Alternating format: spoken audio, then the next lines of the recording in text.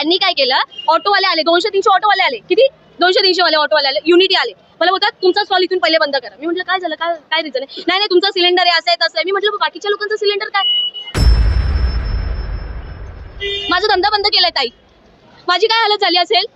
माझी मम्मी रडत होती, माझी काय हालत झाली असेल? केडीएमसी वाला आला, माझ्याकडे पूर्ण व्हिडिओ प्रूफ सोबत. पाहिजे तर मी पण ते पण दाखवेन. हे तुझी गाडी तोडून टाकेल, गाडी काढ इथून. मुलीशी बोलायची ही पद्धत आहे. मला काय बोलला एक मराठी माणूस, काय बोलला जेव्हा मी या रस्त्यावर आली, मला काय बोलतो 30 वर्षापासून मराठी माणूस झोपलेला का?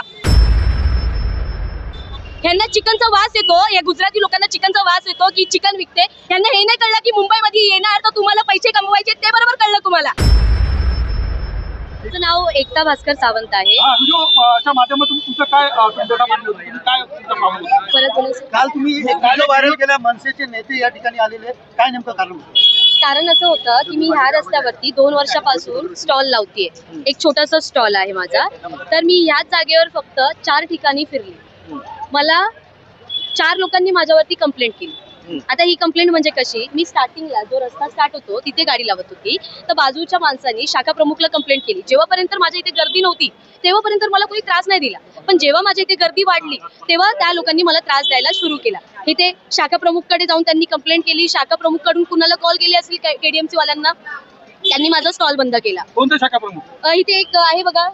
हा बरोबर, ते मला नाही माहिती दादा, मला काहीच माहिती नाहीये. फक्त एवढंच की माझा स्टॉल बंद केला. आता तुम्हाला काय वाटतं किती दिवस माझा स्टॉल बंद केला असेल? 1 दिवस 2 दिवस, पूर्ण 20 दिवस माझा स्टॉल बंद होता. मी रोज यायची, अशी हात जोडायची, दादा प्लीज माझा स्टॉल चालू करून द्या. मी माझ्या घरात एकटीच कमवणारी, कुणी माझ्यावर दया नाही केली, थोडीशी पण दया नाही केली. मी 20 दिवस रडली, हात जोडली, दादा मला चालू करून द्या. शेवटी एक विशाखा ताई करून आहे, ती मला बोलली की तू इथे लाव जरा, बघ इथे काय होतंय का नाही. तर तिने मला थोडीशी मदत केली. इथे लावली गाडी, कुठे? इथे याच्या पाठच्या लाका. काहीतरी हिंदी माणसांनी काय केलं मी तुम्हाला सांगते. त्या दिवशी मी स्टॉल लावला, दुसऱ्या दिवशी परत आली स्टॉल लावायला. मला वाटलं की आता चला प्रॉब्लेम सॉल्व्ह झाला असेल. त्या हिंदी माणसांनी काय केलं, मराठीवाले जे ऑटोवाले जे मराठीमध्ये हिंदी असतात, कळलं ना तुम्हाला, त्यांनी काय केलं, ऑटोवाले आले, 200-300 ऑटोवाले आले, किती 200-300 वाले ऑटोवाले आले, युनिटी आले. मला बोलतात तुमचा स्टॉल इथून पहिले बंद करा. मी म्हटलं काय झालं, काय रिझन आहे? नाही तुमचा सिलेंडर आहे, असं आहे तसं आहे. मी म्हटलं बाकीच्या लोकांचं सिलेंडर काय? हे जे रूल्स अँड रेग्युलेशन आहे ते मला फक्त लागू होणार का, बाकीच्या लोकांना लागू नाही होणार का? बाकीच्या लोकांवर कारवाई केली नाही केली ना. मी तुम्हाला तेच सांगते, मी मुद्द्यावरतीच येते. इथून माझा स्टॉल बंद केला मला घाबरवून. आता शेवटी एक जेव्हा मराठी माणूस येतो आपल्याला बोलायला, तर आपण मराठी माणसाचं ऐकणार की काहीतरी विचार करून बोलत असेल. पण नाही, कुणी कंप्लेंट केली, हिंदी माणसांनी कंप्लेंट केली. ऍक्शन कुणी घेतली, मराठी माणसांनी, ऑटोवाल्यांनी. संपली गोष्ट इथे. परत मग तिथून मी इथे आली. तुम्हाला काय वाटतं, रस्त्यावरती लोक पैसे घेत नाही? लोक पैसे नाही घेत. करप्शन तुम्हाला माहिती कुठे चाललंय? तुमच्याकडनं पण पालिकेने काय मागणी केली? हे बघा, मी पालिकेला स्वतः बोलत होती की मला एवढा त्रास देण्यापेक्षा 20-20 दिवस बंद धंदा ठेवण्यापेक्षा दिवाळी, आपण काय विचार करतो दिवाळीला की घरात माझा पैसा आला पाहिजे. माझा धंदा बंद केलाय ताई. माझी काय हालत झाली असेल? माझी मम्मी रडत होती, माझी काय हालत झाली असेल? विचार करा. हा ते तर ऐका तुम्ही. माझा मम्मी आहे, 2 भाऊ आहे, पप्पा नाहीये, ठीक आहे. तर दिवाळी बंद, नवरात्री बंद. रवींद्र चव्हाण सरांच्या ऑफिसला गेली, पण ते काय भेटले नाही, कारण की त्यांचं नमो ते रमो काय ते त्यांचं चालू होतं. एवढं मी डिप्रेशन मध्ये गेली ना, की मला आता कुठून तरी मदत भेटेल का. माझी मागणी एवढीच होती. पहिले माझं 1 मिनिट ऐका दादा. हे झालं, तिथून मला इथे आणलं. तिथून काय केलं, हे बघा, हा जो ब्रिज आहे, तिथून फोटो टाकला की इथे स्टॉल आहे, इथे स्टॉल आहे, तिथे स्टॉल लावला, तर इथून फोटो गेला. केडीएमसी वाला आला, माझ्याकडे पूर्ण व्हिडिओ प्रूफ सोबत. पाहिजे तर मी पण ते पण दाखवेन. हे तुझी गाडी तोडून टाकेल, गाडी काढ इथून. मुलीशी बोलायची ही पद्धत आहे. पण मराठमोळ्या डोंबिवलीमध्ये मराठी तरुणीला व्यवसाय करून दिला जात नाही. आता मला काय बोलला एक मराठी माणूस, काय बोलला जेव्हा मी या रस्त्यावर आली, मला काय बोलतो 30 वर्षापासून मराठी माणूस झोपलेला का? हा केली ना दादा, एक जागेवर नाही गेली, खूप जागेवर गेली.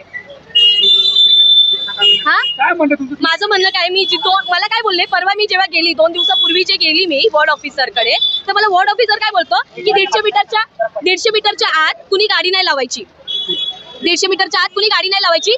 सिलेंडर आहे तुमच्याकडे, स्पोर्ट्स आलेत. मी काय म्हंटल, माझ्या बाजूला फ्रँकीवाला आहे, त्याच्या बाजूला शोरमावाला आहे, हिच्या 2 वडापाववाले आहेत, फ्रँकीचे 2 गॅस चालतात. हे कुठून आले? स्पोर्ट माझ्याच इथे होईल. मला दादा आले, दादानी खरंच मला खूप मदत केली. अविनाश जाधव जे आहे ते आमच्यासारख्या माणसांसाठी उभे राहणार आहेत. काल तुम्ही तर ऐकलंच असेल ते काय बोलले, बरोबर ना? मला काय बोलले, इथे तू टपरी टाक बोलले, इथे तू टपरी टाक. दादा बघा, माझ्याकडे पैसे नाहीयेत की टपरी मी लगेच उभं करेल. मला कुठून तरी लोन घ्यावं लागेल, कर्ज घ्यावं लागेल, मग मी टपरी उभी करेल आणि मी टाकेल. पायावर चाकू पडलाय घाबरून, इथून फोटो काढेल का तिथून फोटो काढेल का, पायावर चाकू पडलाय, उभं राहता नाही. तुम्हाला दाखवून देते ही खोल जखम आहे. तुमच्याकडनं पालिकेने काय पैसे मागितले का? कारण तुम्ही मी ते सांगते. 300 रुपये दिले. तर मी तुम्हाला एक सांगते, मी पालिकेला बोलत होती, जेव्हा जे KDMC वाले येत होते, मी त्यांना बोलत होती की माझ्याकडून तुम्ही पावती घ्या जसं बाकीच्या लोकांकडून घेतात, जेणेकरून मला त्रास नाही होणार. तर ते बोलले नाही, तुझ्याकडून पावती नाही घेणार, तू आज पावती देशील, उद्या माईकवर बोलून दाखवशील. मग ही भीती दाखवली मला. हे बघा, पैसे घेतात ज्यांचं मी नाव नाही सांगणार, सर्वांचे पोट आहेत. माझं लास्ट म्हणणं काय आहे माझं, हे जे सर्व जे कमवतात ना, हे लोक जे सर्व जे कमवताय ना, सर्व बिनधास्त कमवा, सर्वांना पोट आहे, तुम्ही करा. पण जर आमचा महाराष्ट्र आहे, पहिला हक्क आमचा आहे. जर आम्ही कमवत असेल ना, तर आम्हाला पाठी खेचू नका. यांना चिकनचा वास येतो, या गुजराती लोकांना चिकनचा वास येतो की चिकन विकते. यांना हे नाही कळलं की मुंबईमध्ये येणार तर तुम्हाला पैसे कमवायचे, ते बरोबर कळलं तुम्हाला. हा